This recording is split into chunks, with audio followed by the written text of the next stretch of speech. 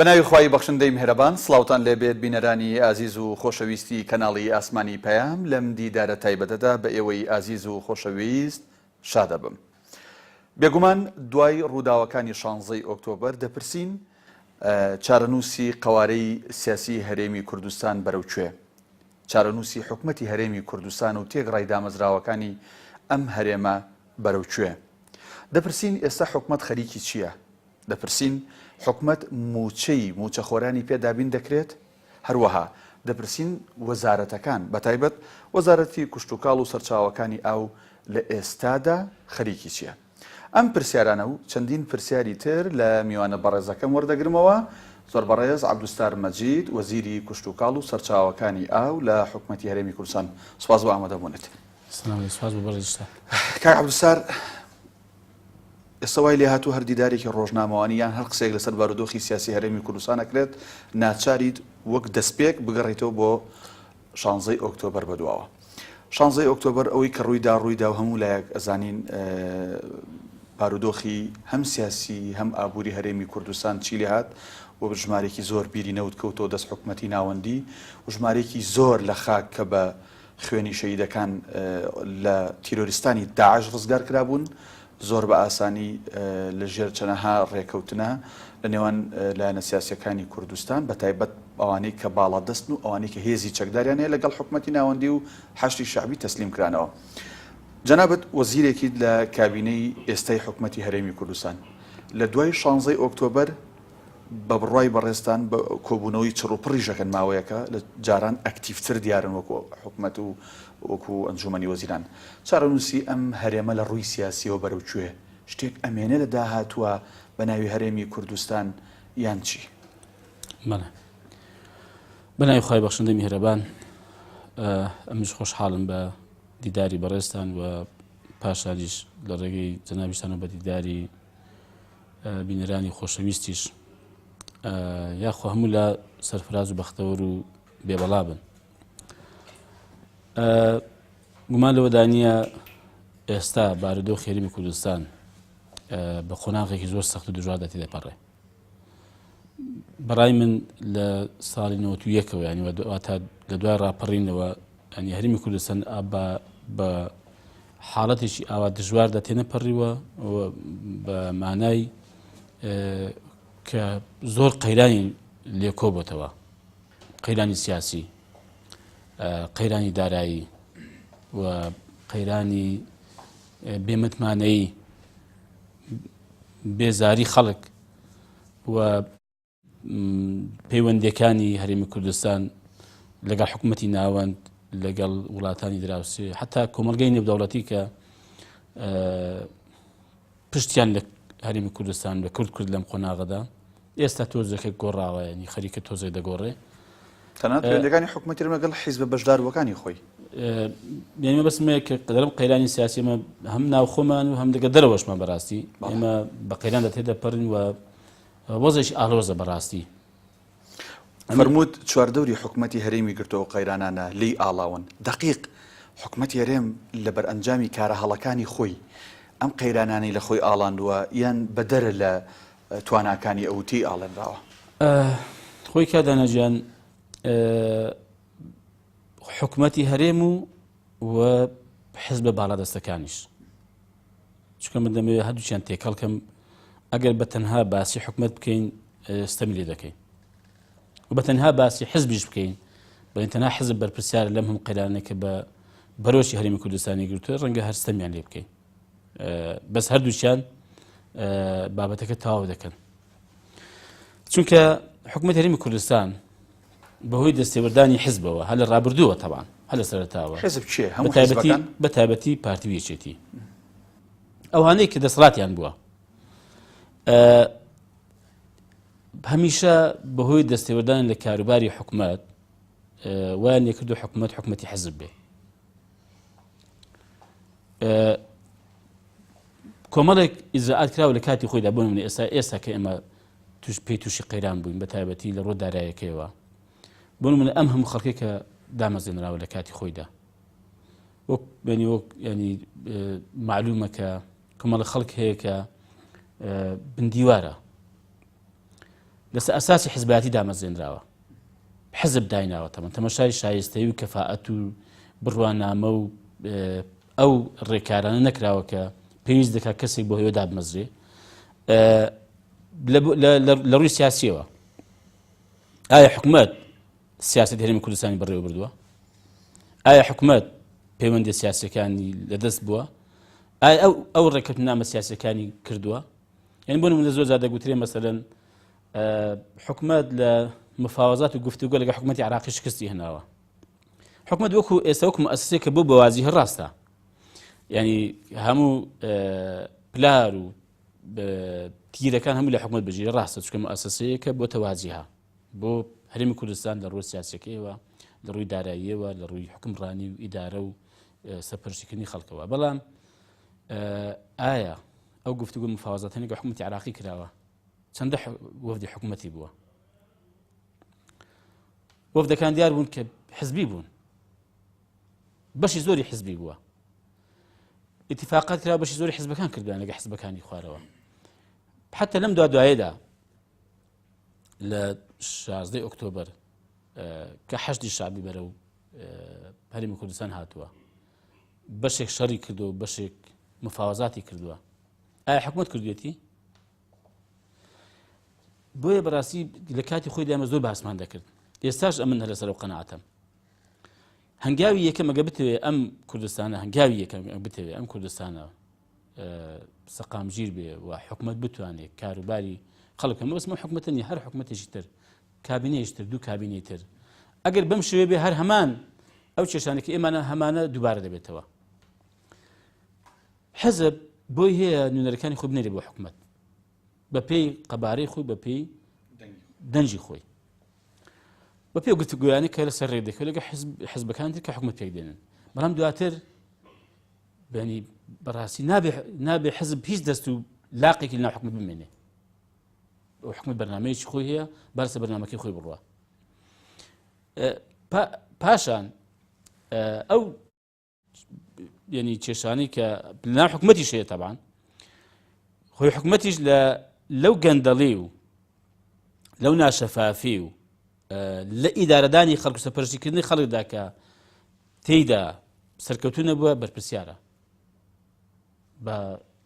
بانەیکە. یعنی با کاتێک بۆ نمونە لیستێک دێ بۆ دامەزاندن، بەمەسم کاتی خۆیەتی دەناخۆ لە 2014 خەڵک دانەمەزێنراوە مەگە بە ئیستیسناعات بۆ هەندی سێکتەریگرن وەک وەزارەتی تەندروستی، کە کاتێک لیستێکی بۆ دێ بۆ دامەزاندن با قبولی نەکا. زۆر ئاسایی با کابینەیە کەڵۆشە دەرەسەر ئەم بابەتانە پێویستی پێداگیری بکە. جا پرسیارەکە لەوێ بادە باسی ئەوە کرد و کابینە گەڵۆشێتەوە. بە درێژایی 26 ساڵی حکومڕانی هەرێمی کوردستان نەمان بینی سەرۆکی کابینەیەک، جێگیری سەرۆکی کابینەیەک، تەنانەت وەزیرێک لەلایەنە سیاسیەکان چ دەسەڵاتدار چ بێدەسەڵات ئەوانەی کە تەنها بەشدارن لەسەر ئەم بابەتە بێن بڵێنەوە ئێمە ئیستیقالەمان کرد. خۆی ڕاستە کاک دانام، بابەتەکە پەیوەندی بە عەلاقاتە سیاسیەکانەوە هەیە. وەکو باسم کرد ئەم حکومەتاتیکردنی ئێمە حکومەتاتیکردنی مؤسساتی نییە و یاسایی نییە، بە پێی ئەو ڕێککەوتنە سیاسانی کە لە مابینی لایەنە سیاسیەکان کراوە حکومەت دروست بووە و حتا بەردەوامیشی هەر دیسان کە بە پێی ئەم ڕێککەوتن و یا بە پێی ئەم کۆبوونەوە و گفتوگۆیە سیاسیانەیە کە لە هەرێمی کوردستان کراوە سەبارەت بە حکومەت تا ئێستاش هەر بەردەوامە ئەمە. یعنی ئەساسی ئەوە نیە کەم حکومەتە وەختێک ئەگەر حکومەتێکی مؤسساتی بێ وفعلا کە باز دەکرێت یاسا سەرەر بێ وفعلا مثلا حکومەت دەسەڵاتی خۆی بەکاربێنێ، وەزارەت دەسەڵاتی خۆی بەکاربێنێ، ئەو کاتێ ئەمن ئەگەر لە وەزارەتەکەی خۆم سەرکەوتوو نەبووم نەمتوانی کارەکانی خۆم بکەم لەبەر هەر هۆکارێک پێویستم دەست دەکات بچێشمەوە. بەڵام ئێستا هۆکارەکانی بەشی زۆری سیاسیە. یعنی فەرمی کاتێک وەزیرێک لە شارێک بڕیاری ناڕوە یا دەسەڵاتی نییە، هۆکارێکی سیاسی هۆکارێکی بێدەسەڵاتی ئەم وەزیرە نییە. یعنی پێکاتە و بارودۆخی هەرێمی کوردستان بە شێوەیەکە کە ئەمە لێ دروست دەبێت. باشە بنمونە جەنابەت ئەگەر شتێکی وا هەبێ بۆ نمونە ئەگەر شتێکی وا بێ جەنابەت لە دهۆک یان لە هەڵەبجە بڕیارێکی تۆ واژوویەکی تۆ فەرمانێکی تۆ جێبەجێ نەکرێ، ئیتر پرسیارەکە لەوە بوونی تۆ چی ئیسفادەیەکی هەیە کاڵم تۆ هەم وەک کۆمەڵ ئیسلامی ئەڵم هەم وەک باقی وەزیرەکانی تر ئەی بۆ ئیستیقالە ناکەیانی من پێم وایە ڕاستە هیچ سوودێکی نامێنێ من پێم هەر وەزیرێک ئەگەر ئەمەی بۆ دروست بوو دەسەڵاتی لە شارێک یا لە فەرمانگەیەکی خۆی نەڕوە و بەگوێی نەکرێ پێم پێویستە یا ئیجراعات بکە لەگەڵ ئەو فەرمانگەی خۆی لەگەڵ ئەو بەرپرسە یا ئەوتە دەست دەکات بشێشێتەوە بەڵام بەشێکیشی وەکو باسم کرد بەشێکی هۆکارەکانی سیاسیە بەشێکیشی لەوانەیە ینی ڕەنگە مۆزی خۆی توانای نەبێ بێتوانە بێ من ینی زۆر حاڵەت لەو شتانە هاتووەتە پێشە لە نزیکەی 4 ساڵەدا خەڵک هەبووە بەڕێوەبەری گشتی هەبووە کە نەک بۆ من کێشە بوو بێ بۆ هاوڵاتیان کێشە بووە بەس کاتێک کە زانیم بۆ هاوڵاتیان کێشەیە ئەگە هەر بەردەوام بێ هەر کێشە دەبێ بە سەرۆکی حکومەتم ڕاگەیاندووە یعنی حتا گەیشتەوە گوتم ئەگەر چیتر ئەم بەڕێوەبەرە بمێنێتەوە بەڕێوەبەرە گەشتە لێرە بمێنێتەوە ئێمە وەکو کۆمەڵی ئیسلامی داوا دەکەم وەزارەتی شارەوانیتان بدەینەوە وەزارەتی کشتکار بدەینەوە وەزارەتی شارەوانیمان بدەنێ دەگۆڕینەوە من ناکرێ ئاوا بێ لا برا باش بەبەستم ئەوەیە ینی بزانم ینی بەڕاستی کەسێک نەبوو من کێشە بێ هەر بۆ هاوڵاتیان کێشە بێ بۆ ڕایکردنی کاروباری هاوڵاتیان کێشە بێ مەفروزە دروستە پەیامەکە گەیشت هەڵوێستی هەبێ کاک عەبدولسار ئەمی کە زۆر باسەکرێ کە هەرچی خەڵق ساکە کە باز لە حکوومەتەکە و لە ناو حکوومەتیشە باز لێچێتی و پارتیەکە پرسیارە جدیەکە لای هاوڵاتیان و لای شەقام ئەوەیە ئێ باشە لایەنەکانی تر بۆ لەم گەندەڵی و لەم ناشیرینکردنە ئەگەر دەستیشیان نەبێ بۆ لە وێنەکە ئەمان بەشدار بن یعنی بۆ نمونە پرسیارەکە لەسەرەوەسە بۆ کۆمەڵی ئیسلامی لە حکوومەتێکایە کە ئەمە وەزعەتی لە سیستەمێکی حکومڕانیایە کە ئەمە وەزعەکەیتی کە یەکێتی و پارتی ئاواکەن و کۆمەڵی ئیسلامیش بۆ نمونە وەک خۆی ئەڵێ لە هیچ شتێک مستەفید نەبووە ئەم بارودۆخی هەرێمی کوردستان خۆمان لە هەرێمی کوردستان دەژین ڕاستە دوێنێ ئەمڕۆک دوێنێ نەبووە دوێنێ وەک پێرێ نەبووە بەنی قۆناغ بە قۆناغ بەرای من ینی قۆناغ بە قۆران خراپتر بووە باردۆخی هەرێمی کوردستان ئەمەی کە هەیە وەکو باسم کرد باردۆخێکی گشتیە لەوەی کە ینی حزب تێدا باڵەدەستە بەداخەوە ئەمە مؤسسات نییە ینی خۆزگە خەڵکی ئێمە ینی بەڵێ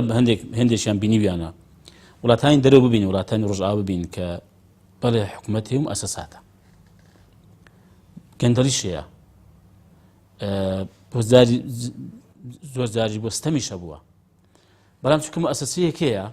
کە ئەو خەڵکە هەمووی تێدا کۆبووەتەوە پێشی ڕازیە و سیستەمێکی هەیە یاسایەکی هەیە دەستورێکی هەیە پێ و پابەندن بەس بەداخەوە ئەم وڵاتە ئێمە مشکلەکەی ئەوەیە کە یعنی سەرەتا مشکلەکەی ئەوەیە کە مؤسساتت نییە دەستورت نییە پابەندبوون بە یاسا نییە یا زۆر کەمە یا بەسە فەقیر و هەژار جێبەجێ دەکرێت بەسە دەسەڵات جێبەجێ ناکرێت بەڵام کە عەبدولسار بەرپرسانی ئەو حیزبە سیاسیانە بەرپرسانی ئەو حیزبە سیاسیانە ئەم مەکتەب سیاسەکانیان سەرۆکەکانیان سەرکردەکانیان هەموو جنسی ئەو وڵاتانانەیە ئەو وڵاتانەشان بینیوە بە چاوی سەر بە فعلی بۆ ئەزمونێک بۆ پندێک لەوێ وەرناگرن بەداخەوە وەریان نەگرتووە کە دەبوو وەربگرن بەڵام لەوانەیە بەرژەوەندیان لەوەی دانەبێت کە پند وەربگرن و ببێ بە وڵاتێکی مؤسساتی و یاسایی و دەستوری زەمە بەستم ئەم بارودۆخە گشتی کاکدانا حزب سیاسەکانی ژێن تەعامل لەگەڵ ئەم بارودۆخە دەکەن چی لێ بکەیت ئێستا لە هەرێمی کوردستان مؤسسەی سەرۆکایەتی هەرێمان هەبوو ئەوە نەما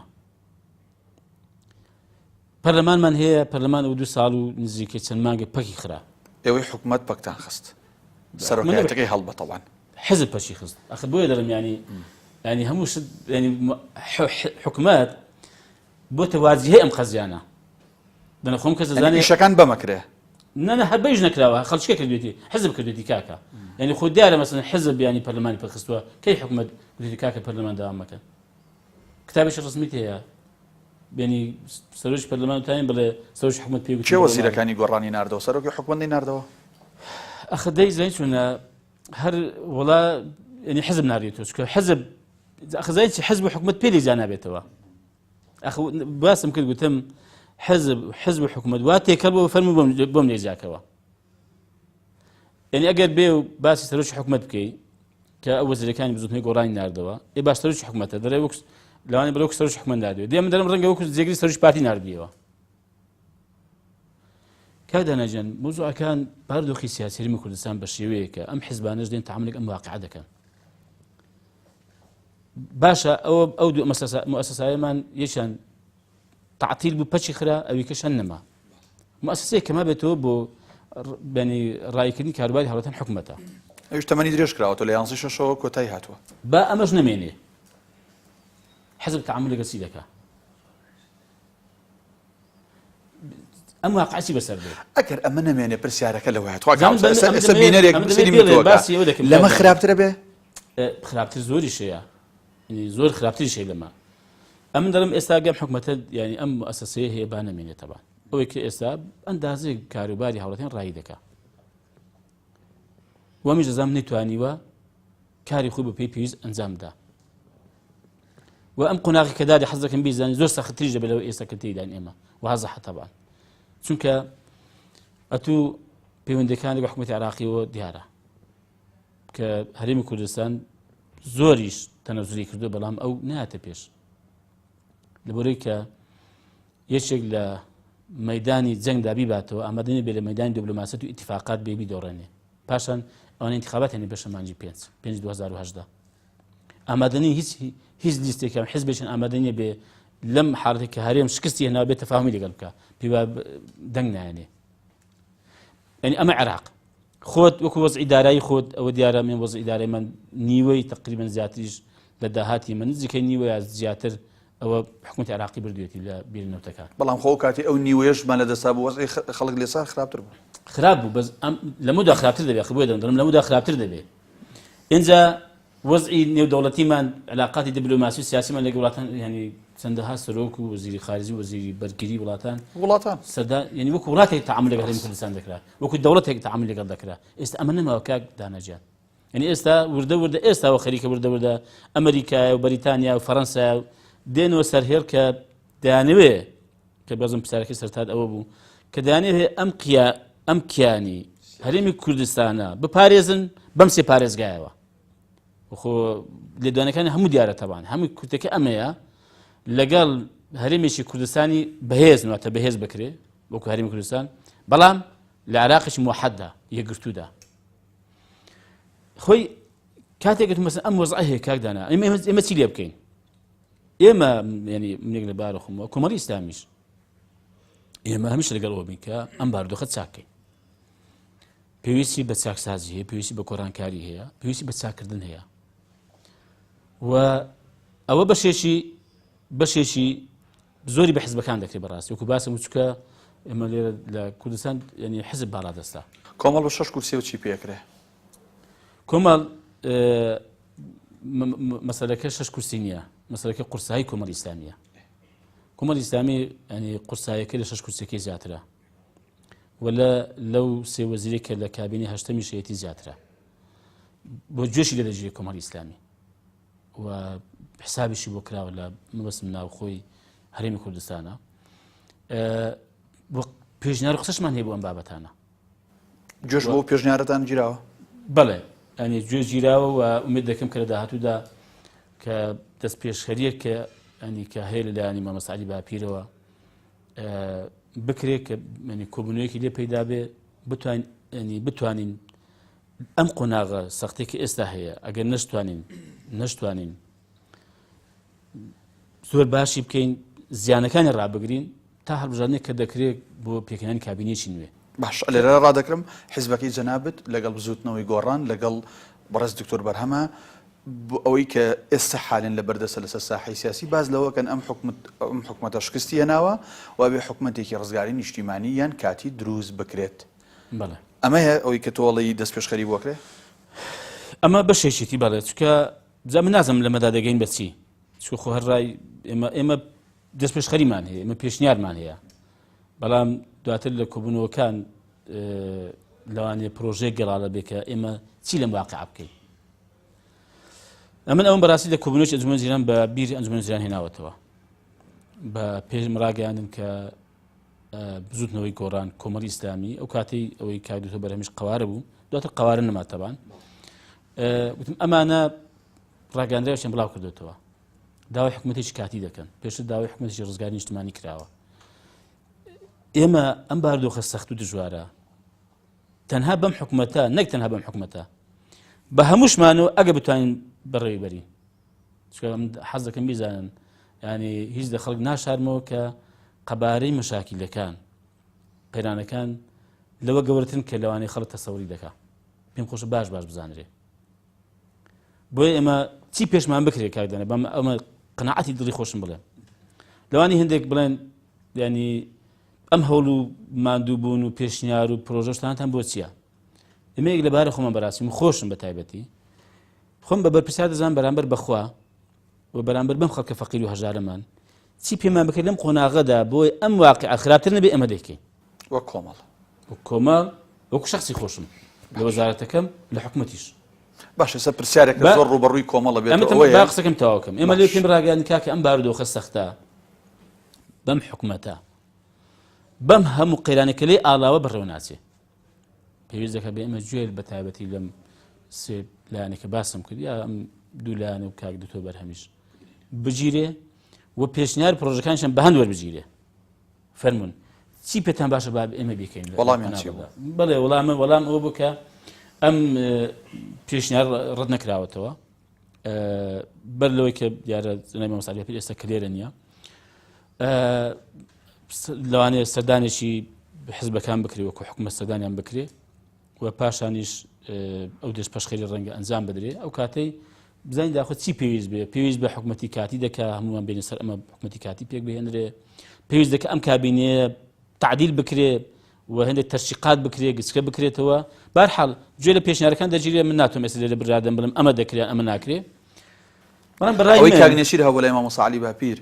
ئەو بڕیارە بوو کە حکومەت سەردانی کردیان و پەیوەندی نییە جارێ بەوە پێشنیارەکە ئەوەی کە دەست پێش خێریەکە پەیوەندی بەوەیە کە ئەو دیارە مامۆستا عەلی باپیر پێشنیارێکی هەیە بۆ کۆبوونەوەیەکی لایەنەکان بە تایبەتی پێنج قۆڵی بکرێ بۆی کە ئەمە لە نزیک و هەموو هەندانی هیچی لێ سەوز بووە تقریبا پێم وایە هەموو لە ئامادەین کە ئەم کۆبوونەوەی بکەین با من بێمە سەر قسەکەم تەواو نەکرد وتم کە ئەگەر ئێمە وەکو حکومەت تامان دیارە ئەو داوای حکومەتی کاتی دەکرێت خەڵکیش کە ڕەنگە داوا بکە هەڵۆشێتەوە لەولاو ئەم هەموو قەیرانان شەیە بەڕای من بۆ بلەوێش باسم کرد تەبان لە ئەنجومەنی وەزیرانیش گوتم بۆی کە لەم بارودۆخە بگوازینەوە بۆ قۆناغێکی تر بپەرن بۆ قۆناغێکی تر پێشنیاری ئەوە دەکەم کە ئێمە ڕزوتی کاتە هەڵبژاردن بکەین بەڕای من گوتم با مانجی سێ بیکەین سێ 2018 بەڵام ئەمەش تەبان دیسانەکە ئایا دوای هەڵبژاردن چی دەبێت ئەتانەی خۆتان دەرباسکەن لە وەزعیتی کەوتون وەکو حکومەت خۆی من باسم کرد من لەم قۆناغێکی سەختە بووە یەک لەبارە خۆم تەوان حیزب چی پێ باش بێ ئێمە وا دەکەین بەڵام لەم قۆناغەدا ینی بە باشی نازم هیچ کەس ڕابکە لەم قۆناغەدا مەبەستە چێ لەوەی حیزب چی پێ باش بێ حیزب هەر کاتێک پێی باش بێ ئێمە لە حکومەت بخشین و ئێمە وەکو میلە ماس دەربەنی دێن بەڵام پرسیارێکی زۆر لەسەر کۆمەڵی ئیسلامیە ئەڵێ کۆمەڵ خۆی لە ئیعلامەکەی و لە ختابە سیاسەکەی باز لەوە کە حکومەتی کاتی و ڕزگاری نیشتیمانی بەس تا ئێساش وەزیرەکانی هەر لە حکومەتان بۆ نایانە دەرەوە زین چون ئەمە پێشنیارێکە کاک دانەکراوە و ڕەفزیش نەکراوە خۆر کاتێک حکومەتی کاتی پێک بێ خۆ چ مشکلیە ئەو کاتێ ئێمە وەزیرناوین با برادەریشکە بێ وەزیر بێ یەک لەبارە خۆم نەک مشکلم نییە پیرۆزباییش دەکەم هەم پشتگیریشی دەکەم ڕاکردن نییە پێم وایە زین چۆنە کاک دانە مادام لایەنەکان و خەڵکیش تەبان هەمووی زوومی لەسەر ئەوەیە کە ئەم واقعە بەم حکومەتی بەڕێوە ناچێ فەرمون بە هەڵبژاردن بکرێ دواتر چ کابینەیەک پێکێنرا با پێک بێنرێ بەڵام ئەم ناکرێ ئەم حەقیقەتە کە قەناعەتم پێیەتی ڕەنگە لای من ئەندازەیەک ڕوون بێ ئێستا کە بخوێنەوەم بۆ ئێستا بارودۆخی دوای هەڵبژاردنیش ڕەنگە لەمە سەختتر بێ ئەمێ ئەوە بپرسم ئەم کابینێ زۆر بە ئەستەم لەدایک بوو چەند مانگێکی پێچوو تاوەکو تەشکیل کرا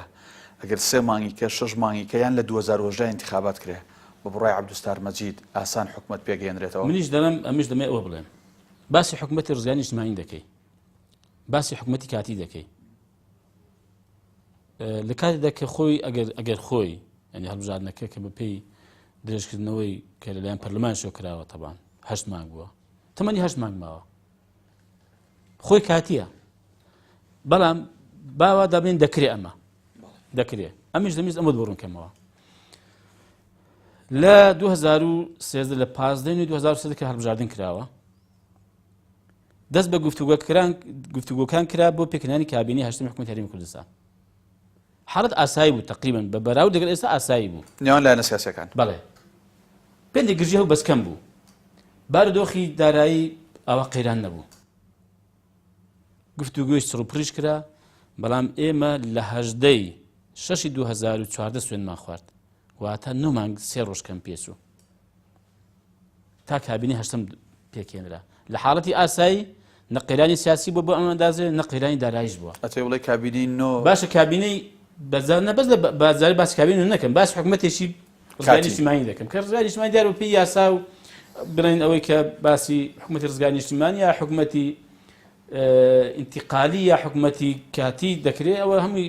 بۆ قۆناغی خۆی بەرە بە هەر حاڵ نەمەگەڕێ بەڵام هەر باسی ئەم کابینە هەڵوەشێتەوە شتێککە دروست بکرێ لەم حاڵەتی نائاساییەدا لەم قەیرانی سیاسیەدا لەم قەیرانی داراییەدا احتیمالە بێ شەڕێکی عێراق دروست بێتەوە چون عێراق ئێستا ڕێک نەکەوتینەی عێراق هەتا لەستا ئەو خاڵانێکی ئەو هەیەی بێزگە مەسەلەی ڕفراندۆ ئایا بە هەژماگن و مانگ دەتوانێت حکومەتێکی کاتی دروستکەی ئەی بۆ لە 1-2 ڕۆژە توانرا پەرلەمان بەو شێوازەی ئێستا هەیە کارا بکرێتەوە دەستەی سەرۆکایەتیشی بۆ دابنرێ و کۆمەڵی یاسا و بڕیاریش دەرکات پێدوانەیە پەرلەمان حکومەت زیابێ ئەگەر ئیرادەیەگە بێ حکومەتش ئاوا توانرێ پێک بهێن ئەم ئیرادەی بۆ حکومەت نییە بۆ لایەنە سیاسیەکان ئەڵم بەڵێ نییە ئاخر یعنی ئەمە نییە تەبان پاشان ئەمە دەپرسم کاردانە چی ئامادەی هەیە بۆ کابینی نوێیەم ئەگەر بارودۆخ بەم شێوەی بێ چی ئامادەی هەبچێتە بنباری ئەم قەیرانانە ئەنی بارودۆخەکە بەڕاستی بۆیە گوتم ئەنی سەرتا گوتم بارودۆخەکە سەختە و دژواریشە بەڵام لەگەڵ ئەوەشدا من خۆم لەگەڵ ئەوە نیم کە هیچ کەس یانی ئەوەی کە دەسەڵاتی هەوەی کەشیش پێ دەکرێت قەدەمی بشکێ چون پاشان پاش ئەمە چیانی ئایا ئەوەی کە تەسەور دەکرێت ئەوەی کە مەسەڵەن ئینسان خوێندنەوەی بۆ هەیە خراپتر دەبێت یا باشتر دەبێت بەڵام هەتا عەبادیەڵە من لە 2018 بەدواوە ئیتر تاوای موچەی فەرمانبەران ئەنێرێت و ئیتر وەکو بڵێ نازانم مەغزایەک مهمیەک بۆ حکومەتی هەرێم نامێنێتەوە خەڵک لەسەر ئەوە هیوای هەڵچنیەوە بەڕاستی ئەوش بابەتێکە من بە تۆزێک ئەمەد بۆ باسکەم من پێم وایە لە ئەنجومەنی زانیاری بەڕاشکایی گوتم کە ئێمە پێویستە لەگەڵ حکومەتی عێراقی هەموو ڕێگاکانی دیبلۆماسی و ڕێگای سیاسی و ڕێکاری یاسایەکان بگرینە بەر بۆی کە لەگەڵ حکومەتی عێراقی ڕێکەوین چونکە ئێستا لە ئێستادا تاکە ڕێگەیەک بۆ چارەسەرکردنی قەیرانی دارایی هەرێمی کوردستان و چارەسەرکردنی کێشەکان لەگەڵ عێراق بەگشتی کە بەتایبەتی و هێندێک داواکاری و شتی پێداگیری سەر دەکات تەنها ڕێکەوتن مفاوزە لەگەڵ حکومەتی عێراق بەڵام پارواتان ناوت سەرۆکی حکومەت بیرمەوتی تەواو جاری کە ئێمە کۆنتڕۆڵ و قوفڵی نەوت بینەوە دەست حکومەتی ناوەند ئێستاڵێ ئەوەی ماویشە لە بەردەستمانە ئەیدین بەس موچەمان بنێ خۆی دەبێت کاردانە بیانی دەبێت چ حکومەت بێت چ ئەشخاص بێت تەعامل لەگەڵ واقع بکە ئەم واقعی ئێستا جیاواز لە پێشوو لە پێش 25/2017 ئەویان بغرایی بوو ئەمەیان زۆر تێکشکانە خۆ بێگومان وایە تەمانە من ئەوەشم زۆر باس کردو بەڕاستی ئینسان نەدەبێت لە کاتی کە دەسەڵاتی هەیە لە خۆ بایی بێ نە ئەگەر شکاش بێهیوا بێ و قەدەمی بشکێ بەڵام بەهەر ئینسان کە لە کاتێکدا کە ئەندازەیەک دەسەڵات بەخۆ دەبینێ یا پارە یا پشتیوانێک دەبینێ مەسەڵەن کە زۆر لە خۆبایی بوو و حساب بۆ هیچ کەس نەکرد بێگومان کە شکاش ڕەنگە زۆر خراپ بشکێ بەهەرحاڵ ئەم پێم وایە بگوتم کاکە ئێمە بابێن هەیەتێک بۆم قەزە دیاریکە نزاتی کە هەموو ئەنجومەنی وەزیران و هەموو خەڵک پێوە مەشغول بێ گفتوگۆ لەگەڵ عێراق دەست پێ دەکا و دەست پێ ناکا و مەرجی عێراق چییە و جوابمان چییە و جوابی ئەم نامەیە بدەین و جوابی ئەم لێدوانە بدەین و هەموو هیواک مەسەڵەن ئەمە هەر نەچین ئەمە هەیەتش بۆ دیاری بکرێت بە ئەم ئیشانە بکە کاری دیبلۆماسی کاری سیاسی کاری یاسایی چی پێویستە بکرێت دومیان ئێمە هەرێمی کوردستان چیمان پێ دەکرێت بەڵێن دابنیشین ئێمە زانین ئێمە دەتوانین چی بکەین بۆ هەرێمی کوردستان بۆ هاوڵاتیانی خۆمان دەتوانین چی بکەین ئەمە بەڕای من گرنگە ئەمەیان لەوەی یەکەمیش گرنگتر چونکە بەڕای من کە جەناب دەفەرمووی لە یەکی 2010 عبای دەرە من موسە دەنێرم یاخۆ بینێرێ بەڕای من ناینێرێ یاخۆ بینێرێ تەبان خۆ ئێمە داوا دەکەم کە بین بە گفتوگو مفاوەزات دەڵێ کاکە فەرمو داهاتی هەرێمی کوردستان تەسلیم دەکەم بەڵام موچی بنێرە بەزە موچی دەنێرێ ئەگەر بەپێی ئەو داریکردنی بودجەی 2010 یاسای بودجەی 2010 حکومەتی عراقی بێ کە لێک دراوەتەوە کە 334 ملیار شەی دەکات تەنها دەکات موچەی پارێزگای سلێمانیش ناکات بە تەواوی بەڵام جۆرە لە دادپەروەری پێوە دیار نییە وەڵێ هەروەکو تەن سێ ساڵە ناوەڵ عەبادی وتێتی خۆ من لیستی موچی سینم بۆ نەهاتوو خۆ هەرێمی کوردستانم هەموو فەرمانبەر بێگومان ئەمە دەبێت دەستکاری بکە ڕاستە ئەمیش دەگەڵم دەبێت دەستکاری بکرێ و بەشکم ئەمە یعنی قۆناغی بێ هەنگاوێکش بێ کە ئێمە ئەو بڕشی کاتم بەرەو تەواوبوونە با لەسەر پرسەکانی قسە بکەین زۆر بە ڕاشکاوی پێم بڵێ جەنابەت وەزیرێکیت ئاگاد لە شتەکان هەیە لە ئەنجومەنی وەزیران کەم تا زۆر و پێگەیەکی تایبەتی خۆشت هەیە هەمووەک خۆت هەمووەک حیزبەکەت حکومەت دەتوانێت مەعاشی موچەخۆرانی بدات لێرە بەدواوە و تاکە ئەتوانێ بەڕای من لەم بارودۆخەدا زۆر بە زەحمەت ئەگەر بتوانێت تا سەری ساڵ بیدا دوایەوە یعنی بەم پارێکە دەستی دەکەوێت ناتوانێت هەموو سەردا دوای ئەوە چی بەم خەڵکاڵن دێوە من پێشنیارم کردو کە زوو هەڵبژاردنێکی بکە با کابینێککە دروست بێ بەس ئەم کابینێکە دروست بێ باوەک ئەم کابینی نەبێ وڵای ئامان بە ینی دەبێت ئیلا ئیتفاقێکی میساقێکی سیاسی بکرێت ئەوە بەرچاوتان ڕوونە دەبێت میساقێک پەیمانێکی سیاسی لە نێوان لایەنە سیاسیەکان هەبێ ئەم کابینی دابێت کە تشکیل دەبێت کابینی بێ دەستکراوە بێ بۆی بتوانێت مفاوەزات بکە بتوانێت ئیداری خەڵک بکە بتوانێت چێدا بمەزێنێ بتوانێت بێت چاکسازی ڕیشەی لە هەندێک دامەرزا و لەو دامەزاندن و لە خەڵکێک کرد بە نامستەحەق دامەزێنراوە یا موسەوەردەگرێ بکە ئەگەر هەروەکەوەی ئێستا بێ ئەویش هیچی پێ ناکرێ وەک تووشی نەکچی پێ ناکرێ تووشی کۆمەڵە قەیرانی سەختتریش دەبێت بە حکومەت بچکۆلەتر بکەینەوە بینە سەر وەزارەتی کوشت و کاڵ کەەوەی لەگەڵ ژیانی ڕۆژانەی خەڵکایە ئێستا وەزارەتی کوشت و کاڵ و وەزیرەکەی خەریکی چین ئێستا چی هەیە دەنگۆی ئەوە بڵاوەوە زانیاریەکم لەبەردە سایەباز لەواکرێ بەنداوەکانیش لە هەرێمی کوردستان دەسەندرێتەوە و حکومەتی عراقی خۆی سەرپەرشتانەکات لەگەڵ ئەوەیە فەرمانبەرەکانی لێرە بەدواوە بەبێ پاشەکەوت و لە کاتی خۆیان موچیان لە بەغداوە بۆ دێ ئەمە زانیاریە دروستە ئەمە وەکو وەزارەت هەر لەسەر کار و پرۆژەکانی خۆمان بەردەوامین ئەوەی کە لە ڕابردوو کردومانە کە ئێستا دەزانم دیارە کاتن نەماوە ناتوان باسی کەم کە ئێمە چیشمان کردو لەم ساڵیشدا تەوا بەڵێ لەسەر پرۆژەکانی خۆمان بەردەوامین هەر سادەترین شت ئێمە لەگە وڵاتی هۆڵندا ڕێککەوتین کە دوسێ پرۆژەی گەورەمان بۆ ئەنجام دە لە هەرێمی کوردستان کە ئێستا خەریک تەقدیمکردنی ئەم پرۆژانەی لەگە ئیتاڵی ڕێککەوتین کە میعسەرەی دوم ینی میعسەرەی ینی گوشتی زەیتی زەیتون دومیشمان بۆ داین لەسەر بودجەی خۆیان ئێمە لە کاری ڕایکردنی کاری هەوڵاتانی خۆشمان هەر بەردەوامین سەبارەت بە بەنداوەکان و موسەی ئەم بەڕێوەبەراتی گشتی بەنداوەکانی وەزارەتی کشت و بەنداوەکان تەسلیمی حکومەتی عراقەکەنەوە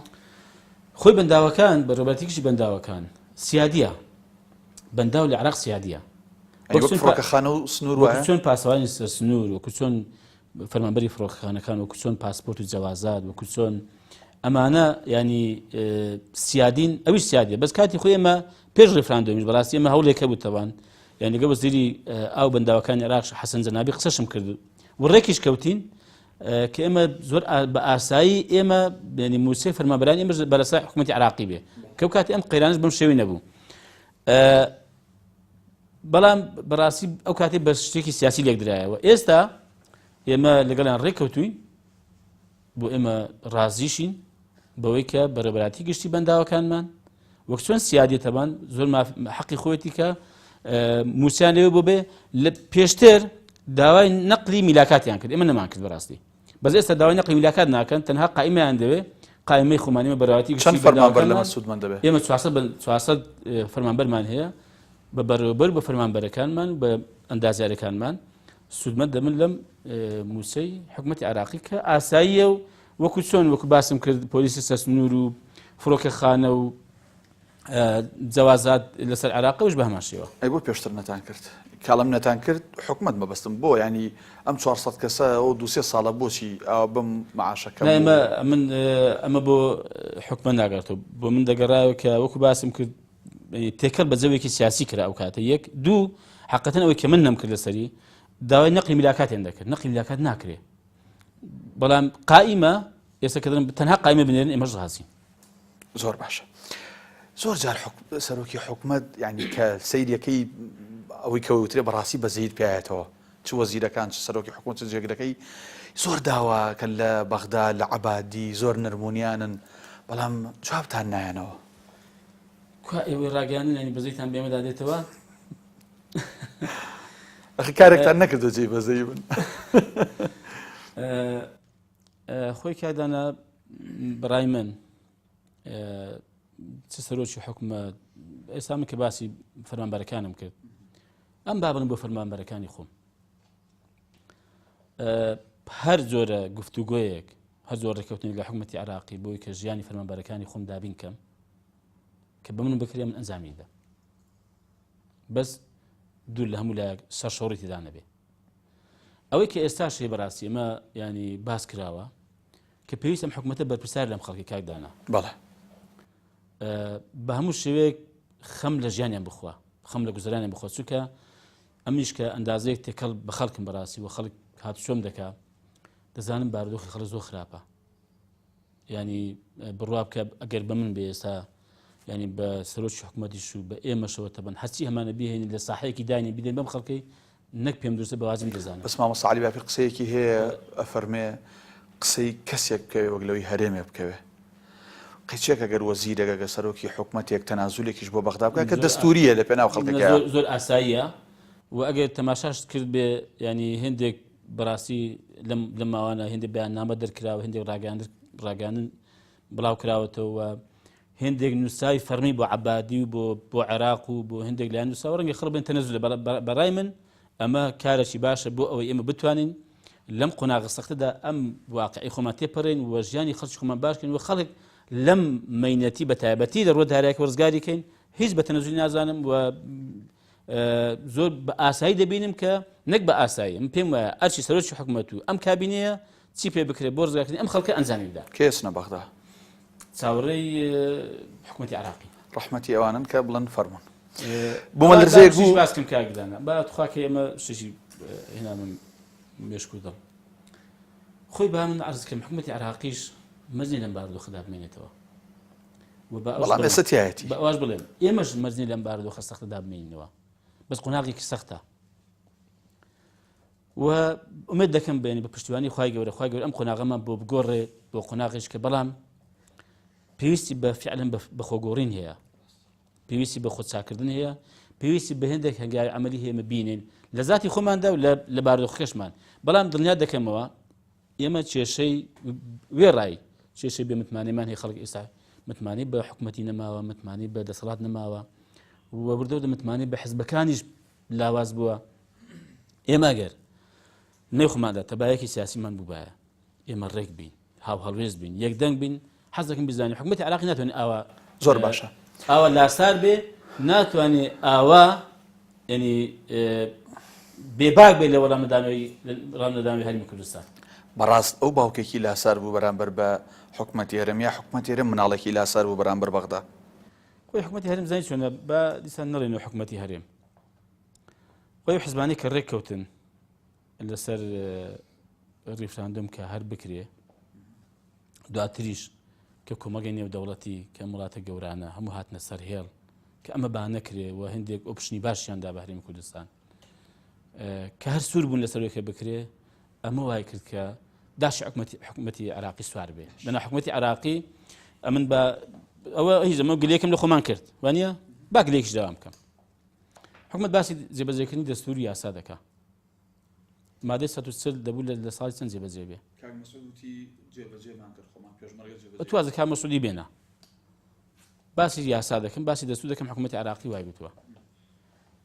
دەبوو لە 2010 مادەی 140 جێبەجێ بێ بە هەر سێ بەرگەکەیەوە چێری بەرپرسە سەر کۆمار کورد بووە پەرلەمانتارەکان و وەزیرەکانیش لێو کورد بوون بەڵام عێراق هەر نەیکردووە لە بەهێزترین حاڵەتی ئەی بۆ یەکێتی و پارتی و حکوومەتی هەرێم هەڵوێستێکی فەرمیان نەبووە لە بەهێزترین حاڵەتی کە کورد تێیدا بووە و لە لاواشترین حاڵەت کە عێراق تێیدا بووە عێراق نەیکردووە حەزەکەم بیزانی کاکدانە یەک حەقیقەتی کە بڵێم ڕاستە ئەمن ئێستا لەگەڵ ئەوەم هەموو ڕێکارێکی یاسایی و هەموو هەوڵێکی دیبلۆماسی و سیاسی بەکاربێن بۆی کە ئێمە لەگەڵ حکوومەتی عێراقی ڕێککەوین و لە بەرخاتی خەڵکەکەمان چونکە دەزانم خەڵکیمان هەیە زۆر لە معاناتیش گەورەدایە لێی بەرپرسیارین بەڕاستی و من خۆشم بە بەرپرسیار دەزانم خوا دەزانێ لەگەڵ ئەوەی کە هەموو هەوڵێکیش خۆم داوە ئەس ناکەی کە عەبدولسەلام هەر کەسێک جۆرە لە جۆرەکان دیفاعی لەم حکوومەتە بکە ئەگەر ڕاستیش بێ لای خەڵک علاماتێکی سیفامێکە لەسەر ئەمن بینی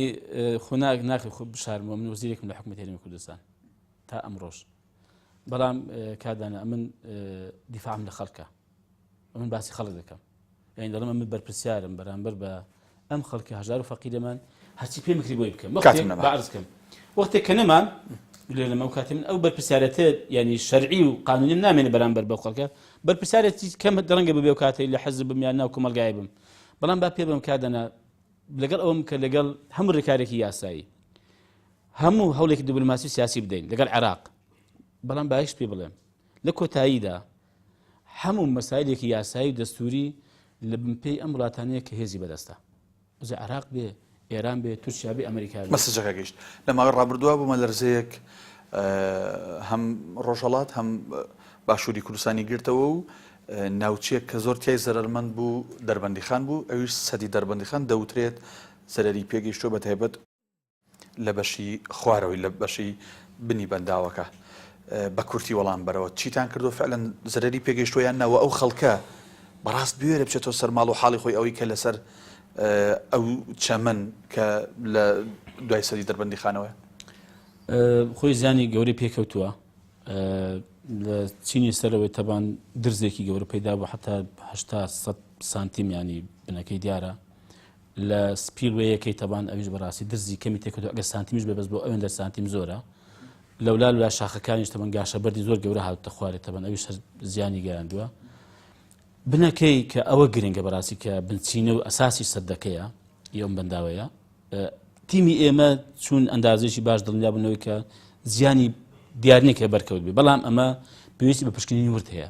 و ڕەنگی هەندێک وەسایل هەیە کە من لا ئێمە نییە بۆ ئێمە داومان لە تیمێکی ئیتاڵی کردو کە لەسەر لە بەنداوی مووسڵ کار دەکەن بۆ چاکردنی بەنداوی مووسڵ و تیمێکی ئیستیشاری ڕاوێژکاری ئەمریکی هەیە بۆ ئەم قەزیە و لەگەڵ تیمێکی عراقی و لەگەڵ ئەوانەی خۆمان بڕیار وایە کە بە زووترین کات وڵا بە زووترین کات بڕیارمانداوە پێنیشمان پێوە کردووە ئامادەی خۆشان دەربڕیوە کە بە زووترین کات پشکنین بکەن و راپۆرتی پێشکەش بزانین خۆ ئایا بنچینەی سەدەکە زیانی گەورە بەرکەوتو یا زیانی بەرکەوتووە یانەوە چارەسەریش کارە ساتێکی سروشتی گەورە ئێستا لەوەی کە ئاوا تاخیرە ئێستاەوەی کە لەوێن دەرین بەڕاستیمە کە چوین سەردانیشمان کردو و بەڕێوەبەری بەنداوەکەش و ئەندازیارە پێشکەوتوەکانیش من دڵنیایان داینی ئێستا مەترسی داڕوخانی نییە بەڵام هەر کاتێک خوانەخواستە ئەم بوو مەلەرزەی دووبارە بێتەوە بە ڕێژەیەکی زیاتر بە هێزێکی زیاتر وڵا بەڕاستیمە دڵنیانین کە ئەمە کارساتی گەوری لە ناکەوێتەوە بەڵام ئێستا خەڵک ئاساییە لە شوێنەکانی خۆیان بنەوێ ئەنی ئاسایی ئێستا بەڵام لە کاتی ڕوودانی هەر بوو مەلەرزەیەکی گەورە بەهێز مەترسی گەورەی هەیە هەمیشە ئێستا خەڵکە تۆ بینێ باسی گەنمەکە باسی گەنمی پارەی گەنمی 2-3 ساڵە کرێ بە زۆر بە کورتی لەسەر ڕۆژ قسەم بۆ بکە وەڵا هیچ شتێکی نوێ نییە کە دڵنیا بین کە ئەم پارانە خەرج دەکرێ بەس بەڵێنیان زۆر داوە مێ دەکەم کە بەڵێنەکانی خۆیان بگەین نەجێ و چاوەڕە دەکەین تەبان هەرچەند وەکو جارانی کەش باسم کردووە ئەمن لە خەمی جوتارەکانی خۆمانم بە وازبیشی دەزانم بە دوواداچوم کە مە کردوشمە بەردەوامیش دەبم بەڵام ئەم بابەتە ڕاستەخۆ پێوەنی بۆ وەزارەتی بازرگانی پیشەسازی هەیە چونکە سایلۆکان سە بۆ وەزارەتی بازرگانی نەکسە بۆ وەزارەتی کشت و کاڵن باش کۆتا پرسم لێرە و لەوێ چەند ڕۆژێکە چەند لایەنێکی سیاسی چەند پەیج و ئەکاونت و با بڵێن میدیایەکی سێبەر و چەند حیزبێکی سیاسیش و میدیای فەرمی چەند لایەنێکی سیاسیش کە من حەز ناکەم لێرە ناویان بەرم کەوتونەتە وێزەی کۆمەڵی ئیسلامی و لیستێک بڵاو بۆتەوە کە گوایە خانە نشینی هەیە هەر لە مەرحوم جەنابی پێشەواوە ناوی ژمارێک لە ئەندامانی مەکتەبی سیاسی پێش و ئێستا و سەرکردایەتی تایە و ئەوانە حەزەکەم کاک عەبدولسار زۆر بەڕوونی زۆر بەڕاشکاوی پێم بڵێ ئەگەر کۆمەڵ شتی وای کردووە ئەلێرە پێڵێ ئەگەر نەیکراوە ئەمە چۆنە چۆن نییە زۆر بە کورتی زۆر بەڕوونی بەڵێ ئێمە کردومانە ئێمە ناشی شارینەوە بە پێی یاساش کردومانە یاسای ژمارە 38 خانەنشینکردنی پێشمەرگە لە پەرلەمان لە 2007 کە دەرچووە باسی خانەنشینی پێشمەرگە دەکات جنابی مامۆستا شێخ محەممەد بەڕەحمەت بێ پێشمەرگە بووە ئەوانەی کە لە لیستەکەی داهەن کە زۆریش لەسەر من قسەیان کردووە پێشمەرگە بووین یعنی بە پێی یاسایەک ئێمە خانەنشین کراوین مافی خۆمانەتەمان ئینجا ئەو کاتەی بنمونە ئەمن ینی بڵێن لا فەخریانی من بنمونە دێنمەوە تەبان بۆی کە خەڵک با باش بەرچاوی ڕوون بێ کە پلەیەک بۆ من دانراوە باسییان کرد زۆر دەهێن و دەیبن کە هەر لەو کاتێک کە بووم بە وەزیر ئەمن ئەو خانەشینم بڕیوە هەموو دەستگای خانەشین دەزانێ وەزارێکیش بڵاومان کردو بەڵام بە پێشمان نەزانێ هەموو ڕۆ هەر بڵاویکەینەوە بڵاویکەینەوە مامۆستا عەلی باپیریش کە بووە پەرلەمانتار ئەویش بڕێ مامۆستا شێخ محەممەدیش بە پێی زانیاریەکان هەرەوەی ئەو قافیە بوو ئەوەی ڕەت کردو بەڵێ ڕەت کردوتەوە ئینجا ئەمن با هەر نمونە بێنەوە تەبان لە 1970 دوای بووە 1970 و پێش ڕاپەڕین ئەمن بووم بە ئامیر هێز ینی کە بە هەموو خەڵک بزانێ من تەمەن 17 ساڵ کردمەوە پێشمەرگە پۆلیسەشی علمی ئەو کاتم بەجێهێشت کە لە مەکتەبەکەی خۆش من هەمیشە ئەو کاتی پێیان دەوت عەفو عام بێزگە لە بەکەلۆریۆس هەر عەفو عام بوومە طبعا دوای بووم بە ئامیر هێز ئەمن 96 پێشمەرگەم هەبووە پێش ڕاپەڕی ئایا بەپێی ئەم یاسایە کە هەیە تەبان چۆن ئەو پلەی من ڕێک دەخەن خەو کاتی مەسەڵەن ینی ملازم و نەقیب و ڕائید و مقدم و وەکو هاوکارەکانت بێ لە حیزبەکانی تر دەستگای پێشمەرگە دێنەکەن ئەو کاتی هەستا ئەم پلانەی بەراورد پێک بۆ پلەکانی سەربازی شتێکی یاسایی کراوە تەبان نەک بۆ من بۆ هەموو برادەر و هاوڕێکانم بۆی ئەمە یاسایەتەمان ئەوەی تر بەڕاستی کە خەڵک باز دەکەیانی دەیهێن من ئەمە مرامی سیاسی و حزبی لە پێشە بەداخەوە خۆی ئێمە ساز دەڵێن با لێکی جیاکەینەوە با فەرمون ئەوانەی ئێمە کە نزیکەی 700 کەسێکمان هی خانەنشین پێشمەرگەی دێرین نەکرد ئەوانە ئێمە هەستاوین ئەوانەی کە پارتی و یەکێتی و شوعی و هەر لایەنشکەش کاتی خۆی کە پێشمەرگەی ئەوان بوو بەڵام ئێستا لای کۆمەڵی ئیسلامین ئێمە ئەوانشمان خانەنشین کردووە بە پێی ئەم یاسای 38 2007 پەرلەمانی کوردستان ئێستاش دەڵێن فەرمون بە ئەم لیستانە دابێنەوە ئێمە بە پێشی هەمان لیژنەی بۆ بگرن بەڵێ کەمە کاتی ئامادەن ئێمە ئامادەین دەستخۆشیش دەکەین سوپاسیان دەکەین هەم کار ئاسانیش دەکەین ئەو کاتێک کارزەمینی هەوراییمەوە کارابەر سەری برایمەوە کە ئەمن ئەو کاتی ئەم قایمانم بردووە تەمان گفتوگۆمان لەسەر کردووە چەند کەسیان ڕەفز کردووە حەقی خۆشم کە ڕەفزیان کردووە پێی یاسای تعلیماتی کە نێگر بێتەوە ئێستاش بابین بەپێی ئەم یاسایە بابین ئێمە هەر کامێکیان تەبان ڕەفز کرد ئێمە سوپاسیان دەکەین وعد بێ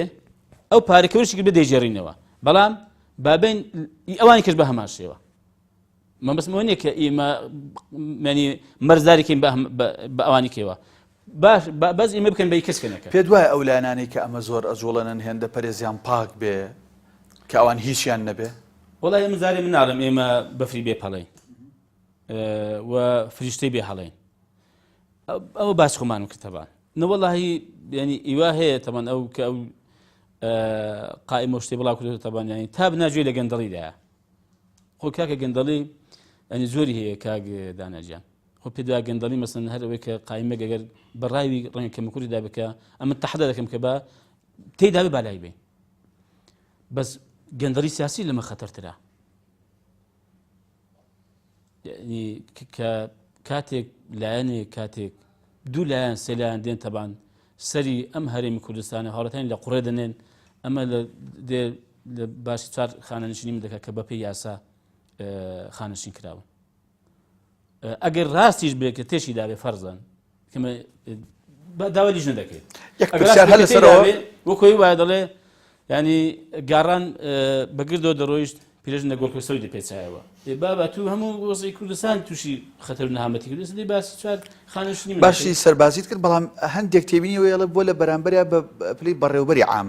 ئەمەش خۆی زۆرێک نییە لە زوڵم حکومەت یێرێم کردوێت یەگەر بە پلە سەربازیەکە بیکردایە پارەکە بۆ ئەو خانەنشینەکە فعڵەن خانەنشینە زیاترە بوو کە بە پلەیەکی مەدەنی وەکو بەڕێوەبەری عام کردی کەمتر پارەی هەبووە خۆی کەمتر بە زانیش کاردانە مناڵم پلەکان ینی دوو قۆناغ بووە ینی قۆناغێک ئەو پلە سەربازیان دانرابوون حەز دەکەم بیزانی تەبان من کاتی خۆی ئیمیشان بەو شێوی دانا بەڵێ بیانی بە بەڕێوەبەریان دانا تەبان دواتر ئەم پلە سەربازیان هاتە پێشوو مەکاکە ئێمە پلەی سەربازیمان دەوێت ئەوەندێکی پێ ڕاگەیشت بین هاتین بەڕاستی پلەکانمان تعدیل کراوە تەبان ڕەنگە هەندێک نەگۆڕدرابێ گرنگ ئەوێ پێم گوتن حتا ئەوە ئەمن پێم خۆشە کات زەمیل بدوێنن زەمیل هەورامی وتم کات زەمیل يعني حتى كأوي باسم تۆ لە حکومەتی بۆ داوای لە حکومەت ناکەی بە فعلی بەسەر ئەم لیستەی کۆمەڵی ئیسلامی بچێت داوامان کردووە و ئێستا لیژنەی بۆ دروستکراوە نەک بۆ ئێمە بۆ هەمووی دروستکراوە پێم خۆش حکومەت بێتەوە ئێمە دەست پێ بکە. بەڕاست عەبدولستار مەجید وەزیری کوشتوکاڵ و سەرچاوەکانی ئاو سپاس بۆی کە لەم دیدارە تایبەتەیە وەڵامی پرسیارەکانی ئێمەدایەوە. سەلامە بیا خۆش سەرکەوتوو بن. بینەران و بیسەرانی پێیان سپاس بۆ ئێوەش کە تا ئەم کاتە کاتی خۆتان بە ئێمە بەخشی و بەدیار ئێمەوە دانیشتن و گوێبیست بوون بزانین چی دەگوزارێت لە هەرێمی کوردستان تا دیدارێکی تر کوردستانێکی ئاوەدان و ئارام بۆ هەموو لایەک خواتان لەگەڵ.